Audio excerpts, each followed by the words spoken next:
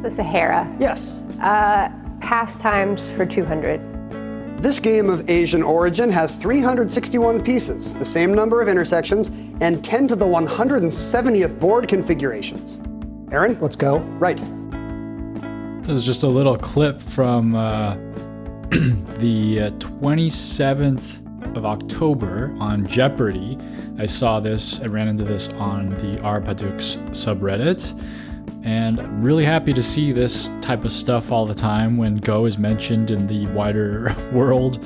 I'm wondering how many of these contestants, well, there's 3 of them, one of them knew the answer. I was wondering if the other 2 knew the answer at all. It was kind of spelled out, like plain as day. They had a picture of the game, and it's just, you know, like, how do you not know this game? It's crazy, right? Like, people don't know about this game. You have to spell it out and put a picture up on the screen when you're playing Jeopardy! And someone also notably commented that the game pictured on the screen was the Move 78 game. I've never seen such a photo before. It looks kind of like somebody got a Go set and arranged the board state and took a picture of it for Jeopardy! Maybe? Because, I mean, I certainly can't find this photo online. I've tried looking for many a Go photograph, and there's not much, I'll tell you that. You're listening to Starpoint, the show about Go for Go fans, away from the board, excuse me. And this week, I want to talk about what that question that the fellow answered at the end there. What's Go? What is Go? Well, Go, I think as simply as you can put it, is a game. What kind of game is it? Well, it's a board game. And, well, board games have a long history, and we'll get into that today and talk about what exactly Go is and what kind of purpose it has in our lives and how we view it, and how have we viewed board games and games in general in the past. Well, let's start with that. How do people nowadays view games? I think that it's kind of a no-brainer. A lot of people will just say that games are just for fun, and I think I would agree, and I think you may agree as well. Games are a way to have fun. That is the main point of the game. Sure, there are professionals in certain games, such as sports and in Go, where it's not just for fun, but for professional reasons, for money, for a living.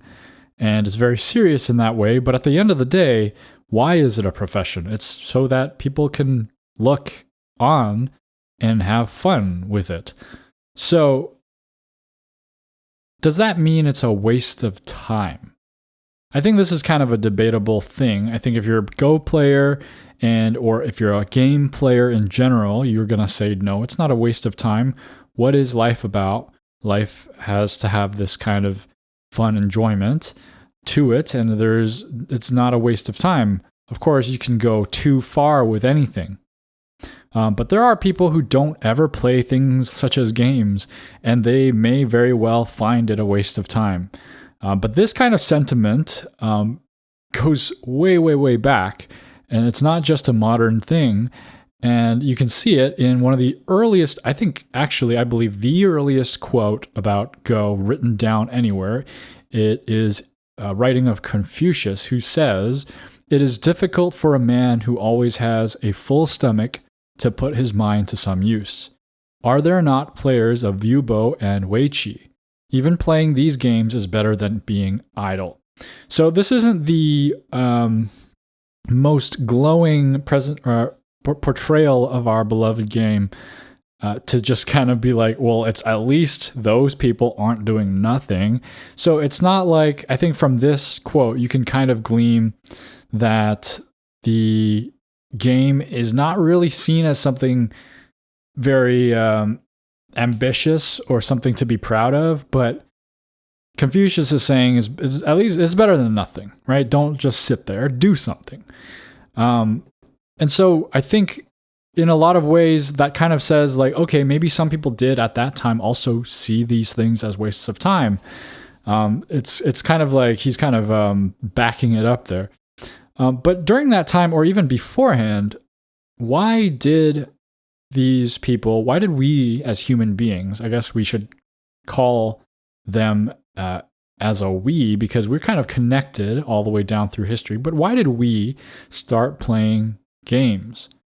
What were the reasons, right? We kind of take it for granted that today we play games to have fun, to enjoy ourselves, because it's mentally stimulating. But that wasn't really always the primary case. And if you go back, the further you go back, you see more and more connection between the games that you see back then and spiritual, religious, and moral interconnection with games. I'll give you a few examples. There's a game called Senet, which originated in Egypt, and it came to kind of mean the ritual of safe passage into the afterlife.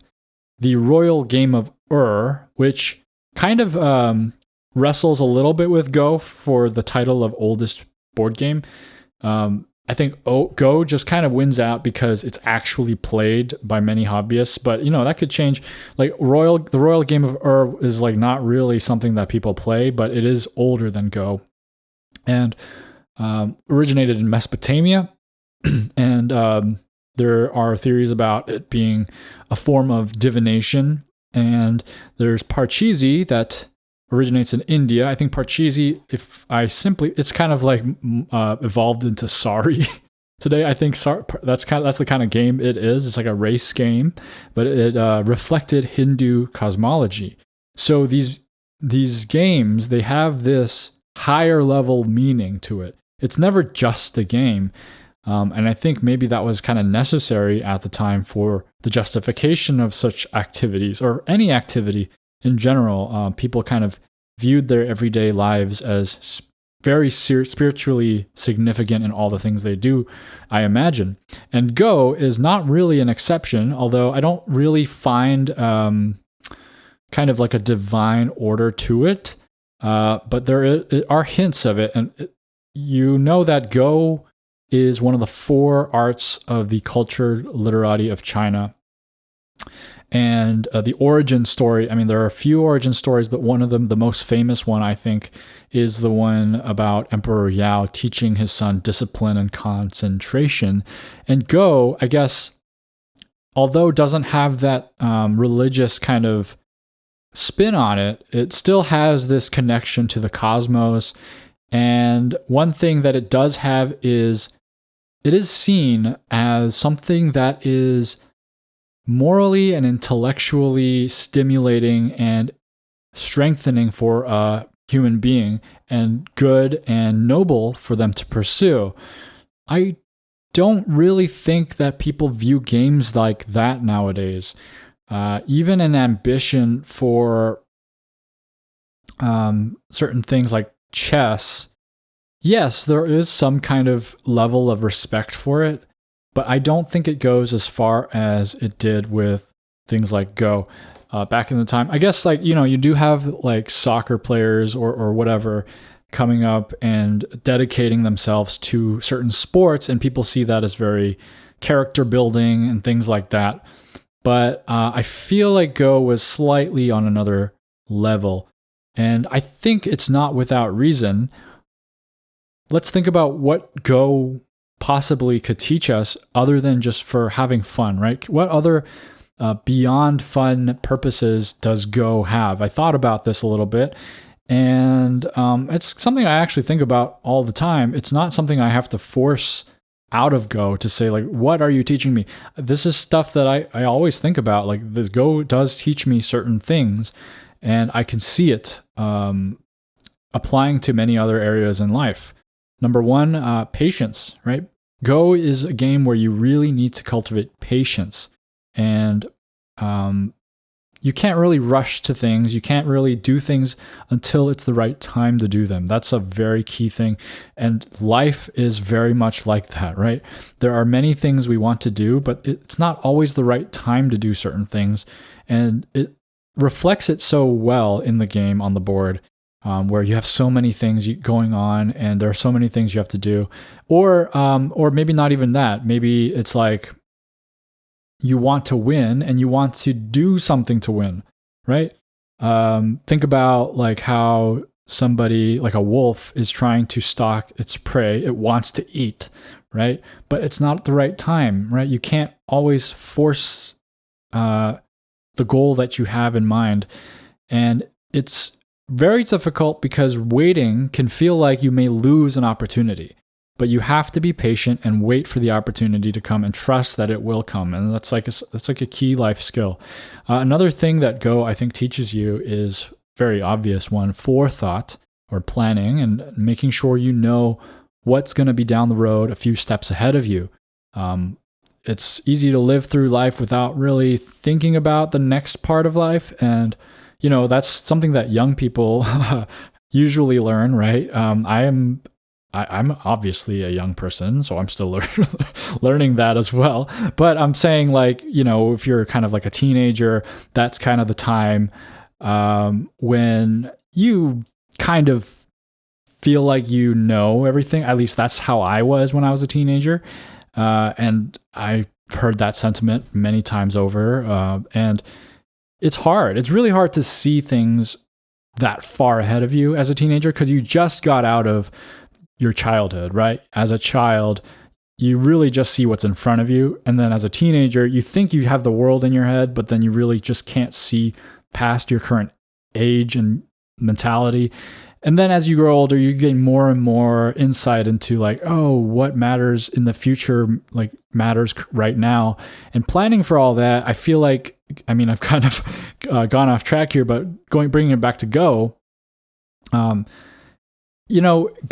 I think, punishes a lot of forethought in certain areas where you should just go rely on your instincts and things like that. But it really requires you to think ahead in many situations, whether it's like a local reading thing or it's an overall strategy thing. I think I'm still learning, right? I can't say that I've mastered the ability to see how the weather and the climate changes on the board, and how do I make sure it goes in my favor. It's a very difficult skill that you have to continuously develop. And then temperance. So that I put down kind of as the opposite of greed. That one is, I've said it before. I don't think there's a better game than Go that that punishes greed and teaches you the lesson of how greed can be your downfall. It is such a perfect image. Whenever you try to grab more than you can sustain, you end up crumbling. And that's something that Go teaches you, and not to indulge in everything. If you start playing the game where you're just taking everything that you want to take and not giving your opponent anything, you usually have a very unstable style of play. And I think Go teaches you that as well. It's a very important discipline in life to do things in moderation, right? That's the whole thing. Everything in moderation type of mentality, like that stoic kind of thing. Another thing is attention to detail and meticulousness. So,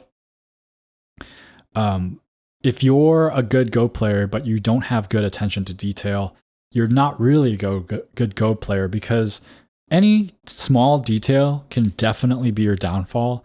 And without the thoroughness, you will kind of have a very painful experience of losing because you just did not consider something, or you did not thoroughly check that something worked or didn't work. I've experienced that many times. One thing that this reminds me of is, well, Go doesn't hold your hand when you play it, right? It doesn't direct your attention to what needs to be attended to. You have to do that on your own. You have to make sure you're kind of like I'm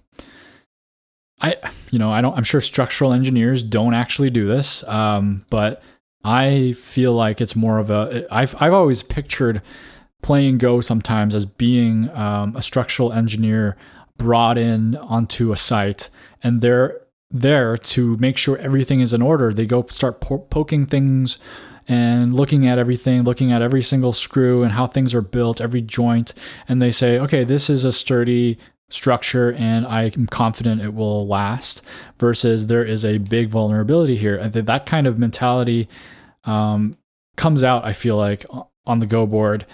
And like I said, it's not a hand-holding game where it tells you, hey, you need to pay attention to this, so go ahead and pay attention. You have to do that. You have to cultivate that skill.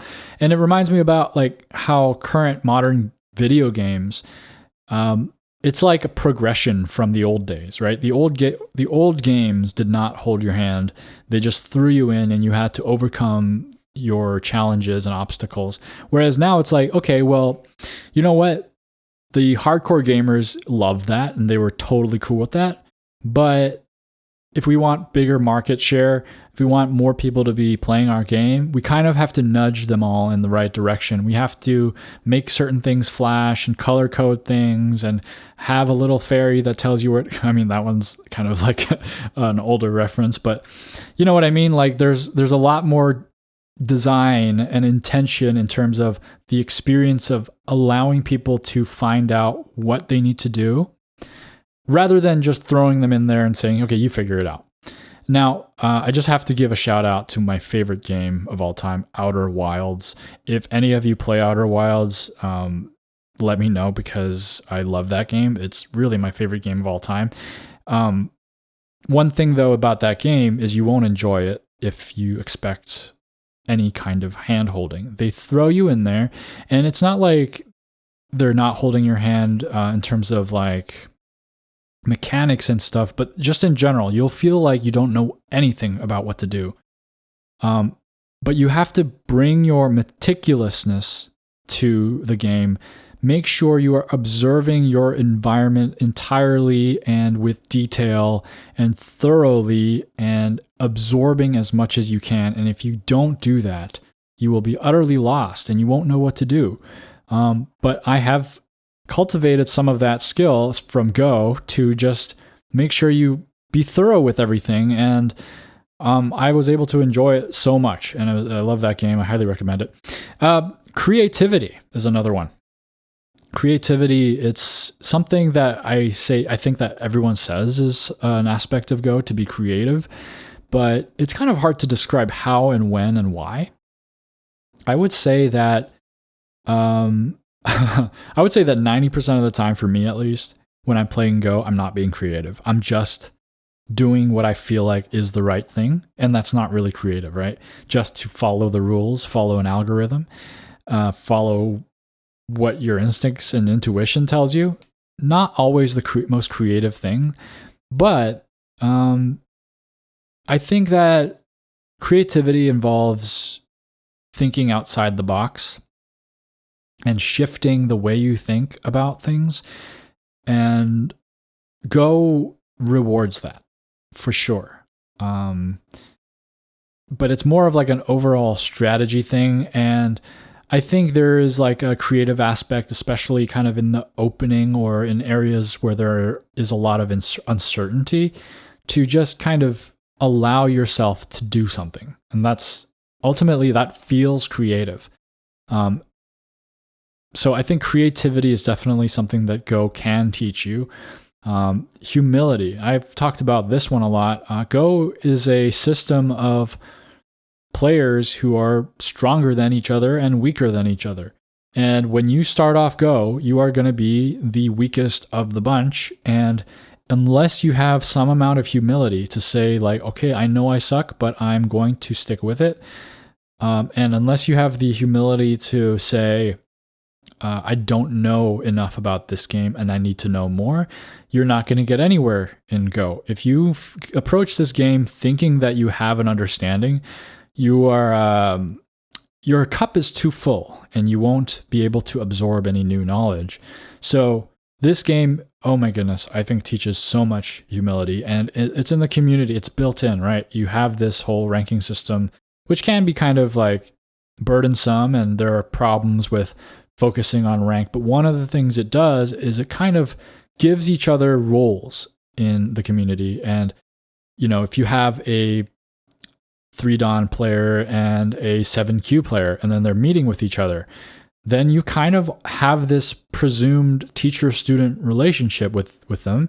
And they should both understand there exists kind of an assignment of that order for these players if the 7Q goes in and starts telling the 3-Dan what to do, then there's some humility issues there. So I think humility is a huge one that Go teaches you. It also teaches you focus and concentration. Now, this is a big one. I think that it's hard to stay focused and concentrate on things nowadays. Everything is built to pull us away from focus and concentration. You know what I mean? Like, you go on social media, it's like, no, don't focus, don't concentrate, just let the content feed you, right? Let the content feed you. Just sit there. If you don't like what you see, just say nope and scroll away. If you like what you see, stay. That's all you need to do. Don't do anything else. Lose your focus and concentration. And that's kind of the kind of life that we live. And people are watching shows through shorts. They're not watching the movies. There's not enough. There's too much time, and they're not reading books. And it's like, man, how long can we do this? How long do we do this for until we are just sick of all of this? So I think Go allows you to and encourages you to take your mental energy, put it in one place for just like maybe even 20 minutes, right? And just put it there and do something that requires your mental to stay with this thing without it bringing you back. I know maybe some of you are thinking like you're addicted to ranked games and you're feeling like this is not good for my focus and concentration, and it feels very much like the whole social media experience. But I haven't been there. I always play Go in a mindset of, okay, I'm sitting down to play this game and I'm going to spend this amount of time to play it, and I'm going to concentrate on it and make a good game out of it. Concentration, actually, I think it accounts for a lot of Go strength, because reading and things like that, yes, some of it is skill, some of it is discipline, but it's really hard to focus and concentrate on reading, and your mind naturally drifts away from, like, I don't want to do it. It's kind of like an exercise when you're doing cardio or working out or something, or lifting weights, and your mind just goes like, no more. I don't want to do it. And that's the same kind of thing that happens when you're playing Go. So focus and concentration, I think it's a huge skill, especially for kids. You know, I feel like a lot of kids lack focus and concentration, and that's just being a kid. But it's a good skill to have in life for sure. It'll bring you places. And then logic, critical thinking, and problem solving. These are pretty self-explanatory. You need these skills in Go. You need to use your brain. You need to be able to tell, like, if this, then what. You need to be able to question things, question ideas, question your own ideas, question your opponent's ideas in critical thinking, and then solve problems. Like, you have this thing where it's like, I am behind 30 points. How do I make this up? Like, that is a huge problem. What are the different ways that I could possibly win this game?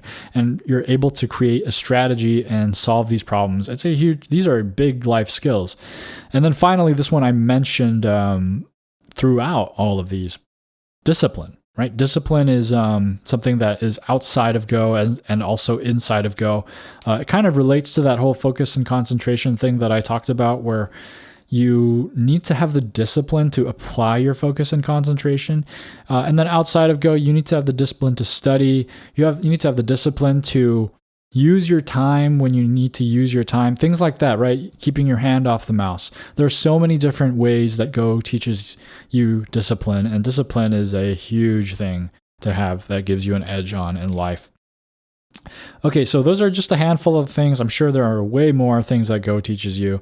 But what are some of the more modern values, I think? I think this is kind of like what I've just kind of outlined is if I kind of expounded on the values that the ancient Chinese had with Go and what they may have said in today's words, right? Like, these are moral and maybe they have spiritual aspects of it as well.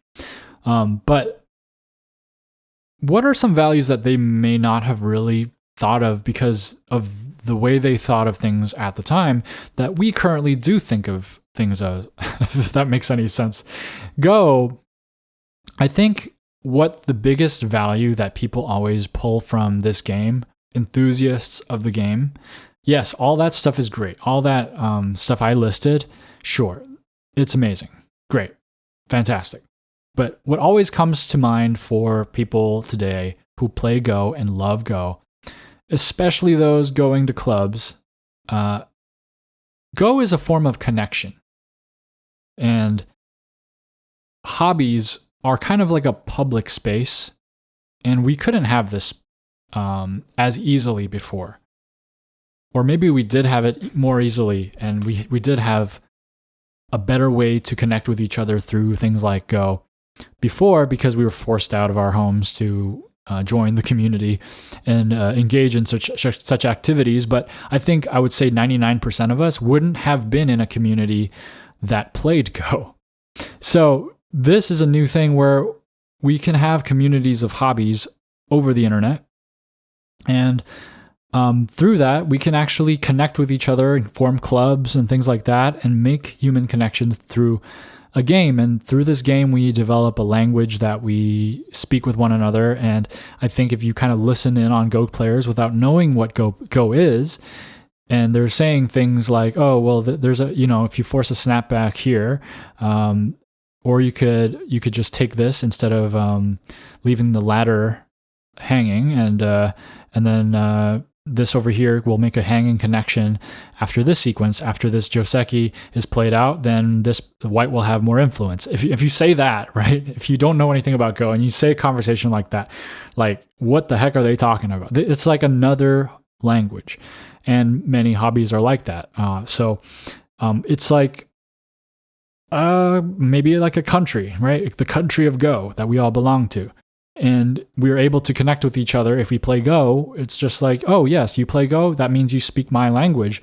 I've done that. Like, I've gone to random places where people play Go, and I can easily talk to them like about the game, and it feels so strange. I feel like I'm meeting somebody who knows what I'm talking about. It's kind of crazy, right?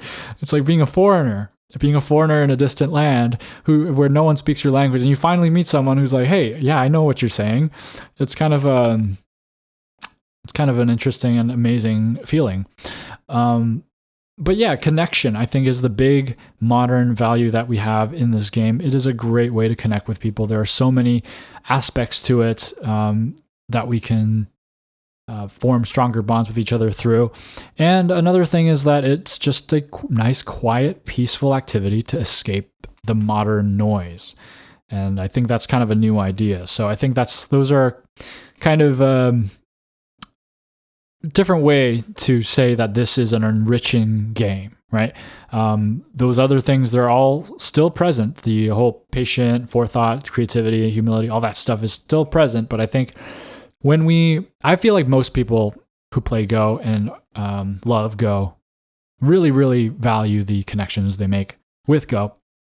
So I want to close this section off with, well, how do we pitch Go normally? And how can we pitch Go based on other values?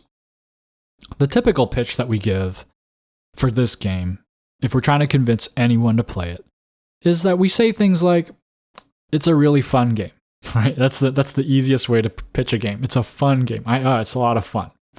Or we say it's really challenging. It's like hoping that they'll like that it's a challenging game and that'll attract them. Or maybe we try to downplay the challenge aspect and we say it's really easy. It's easy to learn. It's so easy. Or we say it's really old. It's like the oldest game. It's like if you like history, you should play Go because it's so old. It's the oldest thing ever. And there's some prestige to that. But what about something based on the kind of values it teaches, right? So if you look at how ancient people viewed games, they kind of looked at how it benefited them in life and how it benefited them in even like the spiritual world. So what might we say about Go? Oh, I play Go because it really helps me focus. It helps me be better at focusing and concentrating. Or it really helps me be patient, right? I'm not a very patient person, but when I play Go, I feel like I need to be patient. So I feel like it encourages me to be more patient person, or it's a game that brings out my creativity, right? We don't really say these things, I feel like, or I've never heard anyone really say this. Or maybe we say just vaguely, it teaches you about life and death, which is true.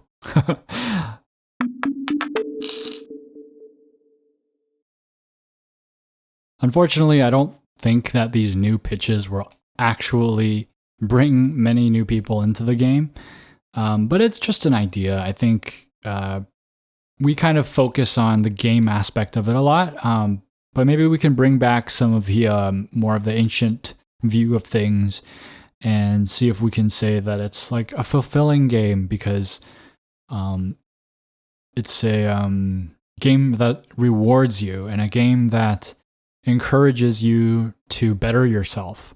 I think that's a very strong pitch for any game. I mean, can you say that about all the games that we play? I think for a lot of the video games that I play, maybe a little, but mostly no. I mean, there are other values maybe taught in those games, and there are other experiences. So, but this is a very unique thing about Go. It's a teacher, I would say. Go, the game itself, is a teacher. But now it's time for the DDK Advice Corner, and the tip of the day is don't be scared to throw stones and get messy. I think that sometimes timid DDK players like to keep their stones like friends. They're just like, all of my stones are going to be best friends, and they're not going to stray too far from each other. And I see people play kind of like they want every stone to have a direct line of sight to their other stone. Don't be scared to throw one of your stones in your opponent's area. Obviously, not too late in the game, but like especially in the opening, just get messy. Just put stones in other places. Don't be so structural in terms of how you think the stones should go together. If you don't have a good reason for it, just mess things up, because sooner or later, if you don't do that, you're just going to lose because you've let your opponent do what they want to do because you're so closed to keeping your stones in one area. And now it's time for listener mail. All right, we got a lot of feedback about the 100 Go Proverbs episode, and Street Play says, still listening, but Sente gains nothing is definitely A or S. Key for estimating territory. And then 1 point jump is never bad is an F for me. Okay, so there are two pretty big disagreements. I forgot what I gave Sente gains nothing. Maybe I gave that, I don't remember. But yes, a lot of people wrote in about this proverb. As you'll see, Sente gains nothing. I need a little more explanation of it because I think I don't really understand it. I thought I understood it. It's just that Sente, it's not exactly something that benefits you always. It's just something that happens, and sure, I understand that, but an A or S and key for estimating territory, I guess I don't know what that means quite exactly, so I will need to think about it. I will hear more thoughts on it as well. And then the 1 point jump is never bad is an F. No, I think I love that one. I mean, I'd love to hear your thoughts on why it's an F, but I love that one. That one's good. Eric Lee, not the top US amateur, writes in, I agree with both of these. Is this okay. This is in response to Street Play. I agree with both of these. Sente gains nothing makes you estimate territory significantly more accurately once you fully understand it, especially one-sided Sente. Okay, yeah, there is definitely something I'm missing about this. One space jump is never wrong has felt like something I initially agreed with, but as I got better and better, it was like this thought-terminating phrase that consistently led to bad moves. Ooh, that's convincing. I do turn off my brain and just do a one space jump sometimes, for sure. So maybe I should take that into account. Thank you for your insight, both of you. Wobble writes, I have a longer message I might write out write about the most recent episode, but the above comments are amusing because I literally have joined this Discord to also offer up the thought that Sente gains nothing is S tier. I mean, it's not good in the sense that it is not obvious from the proverb alone what it really means, but I think it encodes a lot of subtleties about Sente that will seriously improve the game of anyone who fully understands it. It partly refers to endgame counting, and I actually found that reading and understanding more about Sente from an endgame book really also improved my opening. Once I understood about how to count the value of follow-up moves, it partly hints at Ajikeshi and not playing forcing moves earlier than you need to, because that way you have flexibility with follow-ups. I think either of these concepts alone is an S tier level of improvement in someone's game. But maybe the proverb is actually not good because it doesn't really describe any of that directly, smiley face. Yeah, I don't know. I feel kind of dumb. I don't understand. I don't understand what you guys are talking about, to be honest. I think I can't say I pretend to understand, but I can kind of see it applying to endgame. I don't think that I've naturally thought that Sente gains something in the endgame. Yes, it does. You do have, but you just pass the torch. I don't know. I guess I don't know if I totally understand that. Thank you for your thoughts. Sadaharu writes, congrats on the 100th episode. And wow, I didn't even know there were 100 Go proverbs. Back in my days, there were only 10, lol. Thank you so much. And yeah, there are a lot of proverbs, but I think I know what 10 you're talking about. There's a 10 eternal proverbs that are posted on classical Go clubs and classrooms and things like that. I can't remember whether you mentioned it, but my favorite one would probably be the stronger player plays in the center. The center is always the most difficult in Go, and with everyone being familiar with the sides and corners due to AI, whoever wins the center will win the game. Well, I mean, I think that maybe this applies to the stronger players who actually understand the center, the sides and the corner, but I mean, I don't know. But that also reminds me of some other quote saying, oh, this is from the, what was that thing that I read a while ago? There was that old ancient text about Go a while ago, and it said that the beginners play in the corners and then the advanced players play in the sides, and it was all reversed, right? And then the strongest players play in the center, which is funny because you teach a new player to Go and the noob will generally play in the center first. But I get what you're saying here, and yeah, the center is the most difficult, and actually I think it's the most exciting part of Go. Anyway, thanks for your comment, Sadaharu. Thanatos Mortis writes, it's only a flesh wound was an S tier joke for a B tier proverb, lol.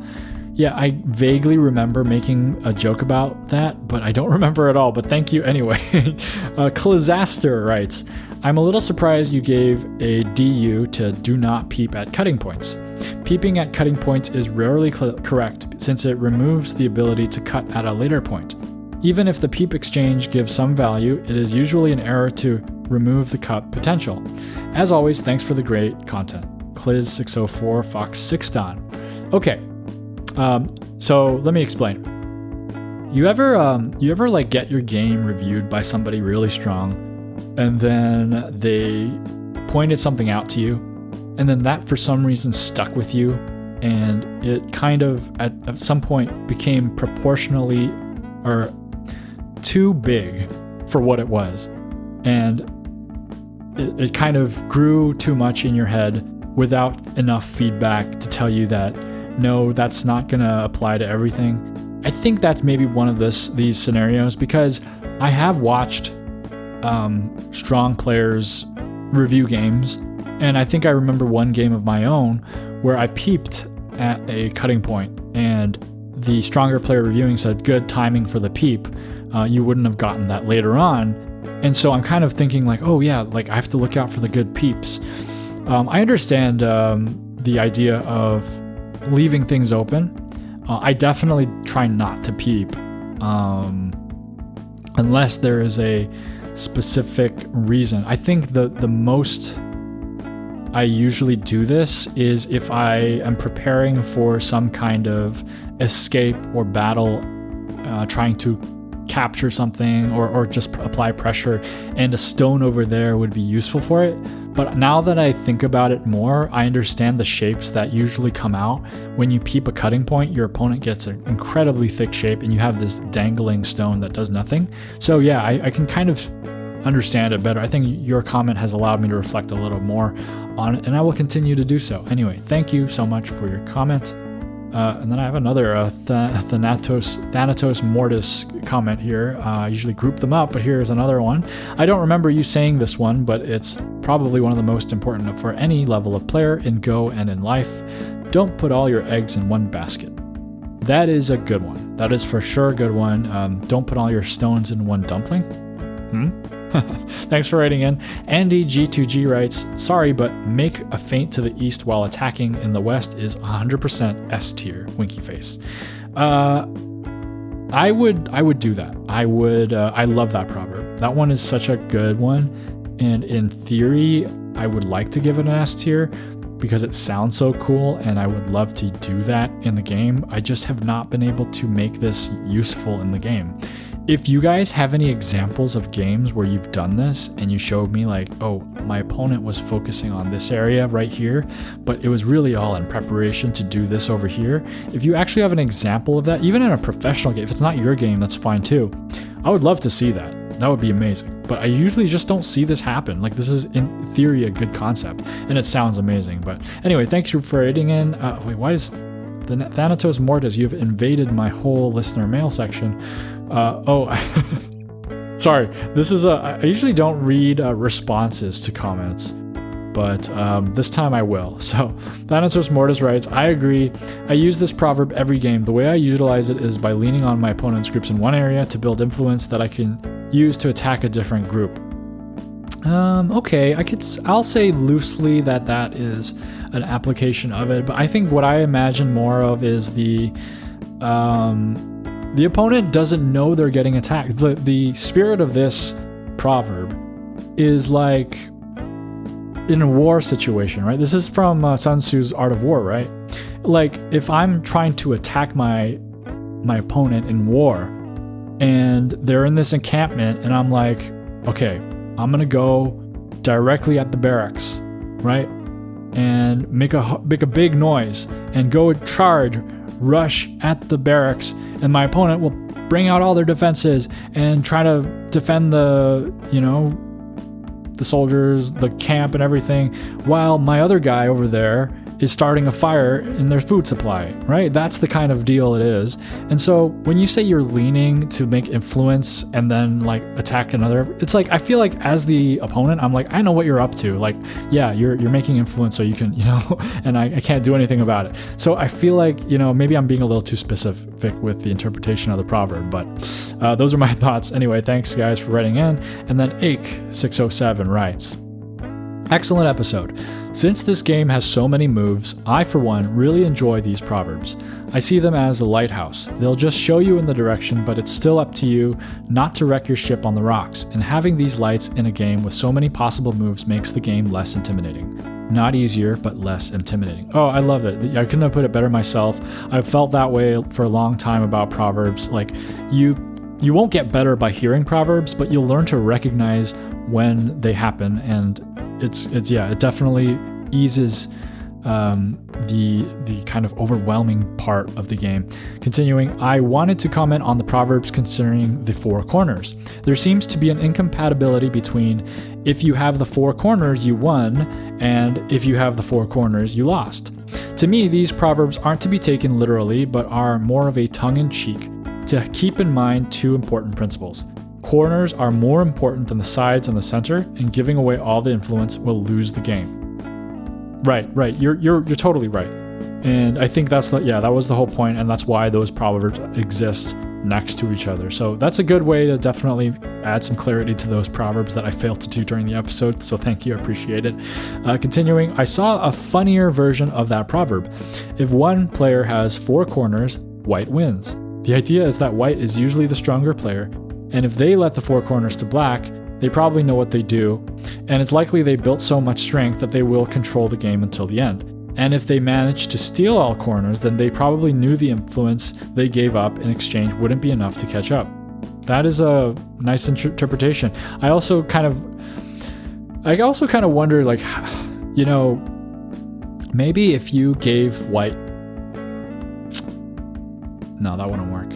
I'm like thinking, like, how different is the strategy between... I don't think I'm strong enough to consider playing differently if I'm black or white, other than the fact that I get the first move.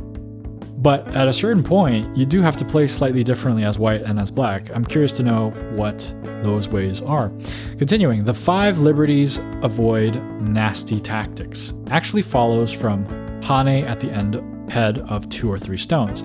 If you have 4 stones that your opponent is crawling against it and hasn't done the Hane, then you have 5 liberties. Let me think in my head. 1, 2, 3, 4, 5. Yeah, we'll consider that the other end of the group is Hane'd, which usually is the case. Hence, you do not have to fear the Hane at the head of 4. Hane at the head of 3 is good because in that case, the group of 3 has 4 liberties, so less than the safe threshold. That's how these proverbs connect. Very astute. Yes, that makes sense. Another funny proverbs, I can't remember if it's from Kageyama or Insong.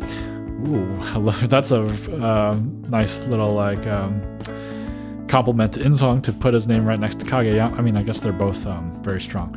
Is cut first, think later. I rely on this the more I play on Fox. I like it because even if it makes me lose, then I at least lose in style. Yeah, this is another one of those. I'm kind of reminded of the 1 point jump, except it's more interesting that the 1 point jump is never bad.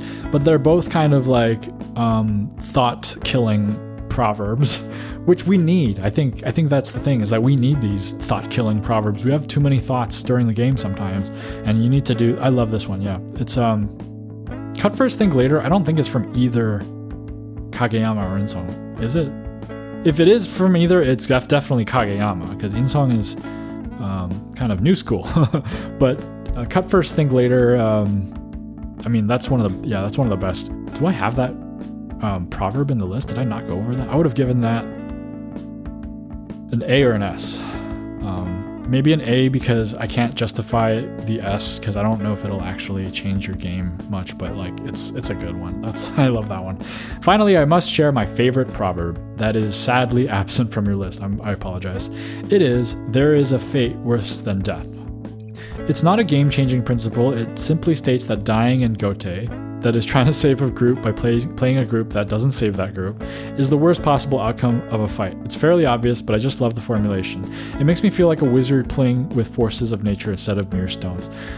Thank you so much for your comment. I really like your taste in proverbs. It seems like you like the witty descriptions of the game more than actually absorbing like useful things. And I love the ones that you shared. So thanks for writing in.